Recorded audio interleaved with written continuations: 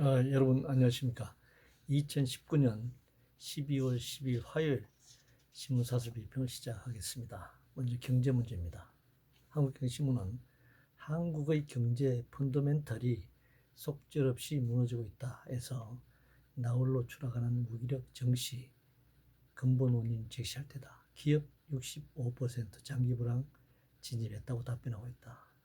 그래도 가중되는 규제, 외국인 투자자 내모는 정책 리스크 과감히 해소해야 한다. 최저임금, 주 52시간 근무제, 친노조 정책, 상법과 자본시장법 시행령 개정을 통한 기업 경영 간섭의 문제다. 이렇게 얘기하고 있습니다. 매일경제신문은 허울뿐인 경제자유구역 투자 유인할 전략이 없다. 문화일보는 세계 경영 기무중 타계와 기업 도전 가로막힌 현실이라고 주장했습니다.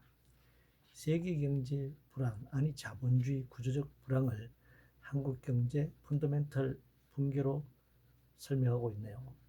IMF 위원회기 당시 한국 경제 펀더멘털에는 문제 없었지만 국가 위안 보유고가 39억 달러밖에 남지 않은 그런 유동성 위기가 주요 원인이었던 점을 생각하면 펀더멘털 붕괴를 말할 상황이 아니다, 이렇게 얘기할 수 있습니다.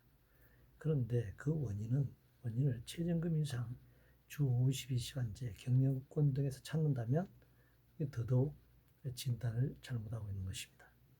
경제자유구역에 기업을 유치하지 못하거나 기업이 해외로 나가지 못하는 것 역시 경제의 펀더멘탈이 근본적 원인이 아닙니다. 생산하는 구조가 문제가 아니라, 생산 기반이 문제가 아니라 생산한 상품이 국내에서 소비되고 국외로 수출되는 그런 상황이 막혀 있다는 점이 핵심적인 원인이라고 할 수 있습니다. 서울대 관련해서 매일경제신문은 서울대 특권의식 내려놓고 혁신하라, 이렇게 촉구했네요.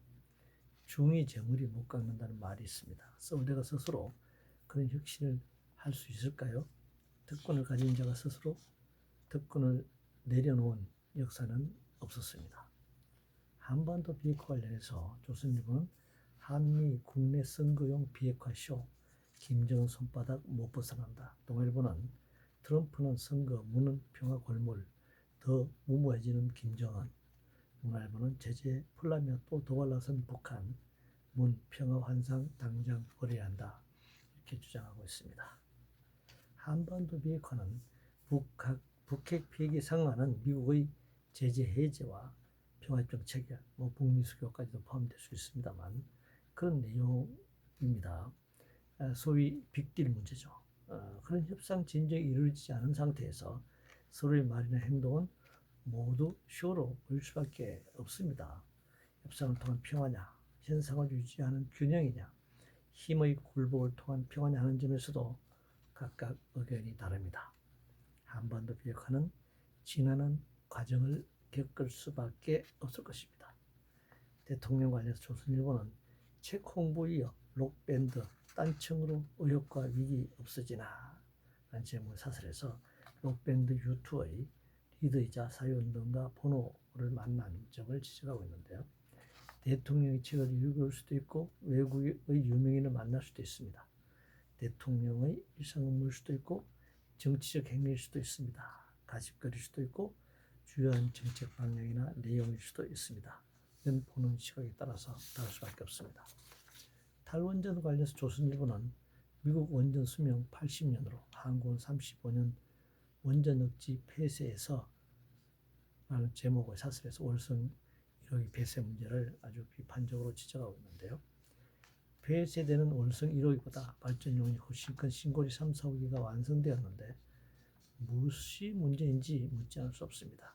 그것이 아무리 국제적 현상이라 할지라도 지향이 예고되는 문제라면 그걸 국제적 관행이라고 해서 따라해야 될 이유는 없다, 이렇게 생각합니다. 그리고 고리 1호기 폐쇄, 그리고 월성 1호기 폐쇄라고 하는 그런 상징적인 행사가 마치 한국이 문재인정부가 탈원전인 것처럼 선전됐지만 실제는 발전, 원자력을 통한 발전 용량이 줄어들지 않고 더 늘어날 가능성이 높아지고 있기 때문에 탈원전이 아니라 원전 확대 정책을 펼치고 있다. 이렇게 얘기할 수 있습니다.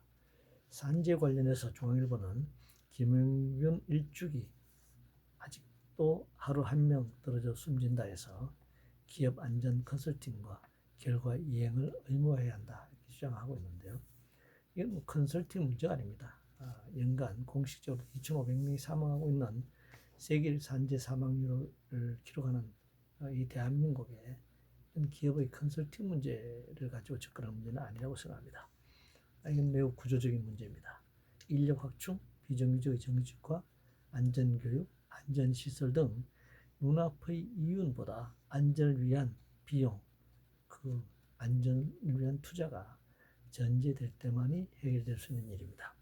국회 관련해서 중앙일보는 심재철 원내대표 선출 이하에는 대화 모멘텀 살려야 해서 오늘 예산안 처리, 필리버스터 사실상 철회, 선거법, 공수처법도 여야 합의로 처리해야 한다. 동아일보는 야당 혁신과 여당 견제 주문 받아든 한국당 새 원내대표, 매일경제신문은 예산안 이어 선거법도 마지막까지 협상력을 발휘해야 한다. 이렇게 주문했는데요. 현재 국회 상정되어 있는 패스트트랙 법안은 여야당 사이에 합의될 수 없는 상황에 처해 있습니다. 연동형 비례대표 수를 늘리려는 군소야당과 여당의 합의가 유지된다면 결국 자유한국당이 물리적 충돌을 감수하고 막을 수밖에 없는 상황이죠. 내년 총선의 룰을 정하는 문제이고 자신들에게 불리한 선거제도이기 때문입니다.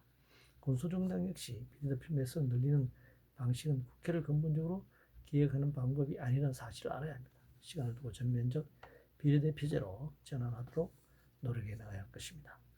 전통 상권 관련해서 동아일보는 연말 대목에도 불황에 쓰러지는 전통 상권들에서 전반적으로 경기가 좋지 않은 데다 급격한 최저임금 인상, 주 52시간제 도입 등으로 수익을 내기 힘들다 주장하는데요. 경기가 안 좋은 것은 당연한 현상이라고 할 수 있습니다. 그러나 최저임금 인상이나 주 52시간제는 전통 상권 이 붕괴와 무관합니다. 전통 상권이 붕괴되는 상황에서는 고용이 없기 때문에 최저임금 인상 문제가 논란이 되지 않습니다. 그리고 주 52시간제도 마찬가지입니다. 문을 닫는 판에 주 50일이냐 아니냐가 중요한 문제는 아니죠. 경기 문제를 뺀다면 가장 큰 이유는 재벌 대기업이 골목 상권을 완전히 지배하고 침범했기 때문입니다. 규제 관련 한경신문은 신산업 출현 속도 못 따라가는 낡은 규제 틀은 안 된다라고 주장하고 있습니다. 신산업을 내세워 무조건 규제를 풀었다가 문제가 생겼을 때 규제 조치를 마련하는 것은 소잃고 외양간 고치는 격이 될 것입니다. 오늘날 금융 투기자본으로 뒷받침되는 신산업의 불법 사기 먹튀를 주목해야 할 것입니다. 국민연금 관련해서 한경신문은 국민연금 운용조직 개편, 투자 효율 낮추는 일 없어야 한다라는 제목을 사설해서 수익성과 안정성 제고, 위원장, 특히 복지부 장관을 포함해서 정부 당연직 6명을 전문가를 교체해야 한다 이렇게 주장했는데요. 정부의 당연직을 배제하라는 거죠. 먼저 국민연금은 수익성이 아니라 안정성에 중점을 둬야 합니다. 수익성에 급급하다 손실을 입는다면 안정성은 훼손되기 마련입니다. 그리고 국민연금은 복지제도 일환이므로 당연히 국가가 관리하는 것만이 아니라 정부에서는 복지기금을 출연해야 합니다. 국민연금을 민간에 맡기라는 그런 주장인데 민간에 맡기는 것이 아니라 국민연금의 주인인 국민에게 맡겨야 할 것입니다. 진보 관련해서 문화일보는 한국 진보의 정신적 파탄이 현 민주주의 위기의 본질이다 라고 주장했는데요. 이걸 사설제목으로 뽑았네요. 지장집 고려대 명예교수가 한국 민주주의와 정치 상황에 대한 분석을 이렇게 했다 주장을 예를 들어서 설명하고 있습니다. 과거의 진보가 현재도 진보라고 할 수 없습니다. 젊은 시절에 진보진이 있었거나 진보를 주장했다는 이유로 평생 진보 진영이 되는 것도 아닙니다. 진보도 선거제도, 경제, 노동, 교육, 토지주택, 공공성, 통일 등 영역에 따라서 다양합니다. 다양한 차이도 있고 다양하죠. 진보를 가정한 보수가 지금 판을 치고 있습니다. 수구 보수 대 보수의 싸움이 분명한데 보수 대 진보의 싸움으로 오도되기도 합니다. 실상 진보는 상대적인 개념이므로 자의적 판단이나 잣대로 재단하기 쉽습니다. 이상으로 2019년 12월 10일 화요일 신문사수 비평을 모두 마치겠습니다.